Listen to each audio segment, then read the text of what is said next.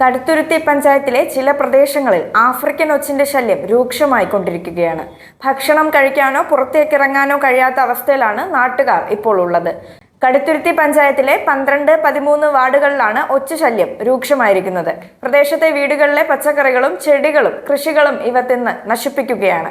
റോഡരികിലെ വീടുകളിലെ മതിലുകളിലും 100 കണക്കിന് ഒച്ചുകളാണ് പറ്റിപ്പിടിച്ചിരിക്കുന്നത്.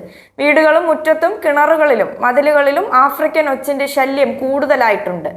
ഇതുവരെ പഞ്ചായത്തും കൃഷി വകുപ്പും ആരോഗ്യ വകുപ്പും നിയന്ത്രണ പ്രവർത്തനങ്ങൾ ആരംഭിച്ചിട്ടില്ല എന്നാണ് ജനങ്ങൾ ഒരു കുറ്റമായി പറയുന്നത്. ഓടകളിലും റോഡരികിലും ഒക്കെ ഒച്ച് ശല്യം വളരെ വ്യാപകമാണ്.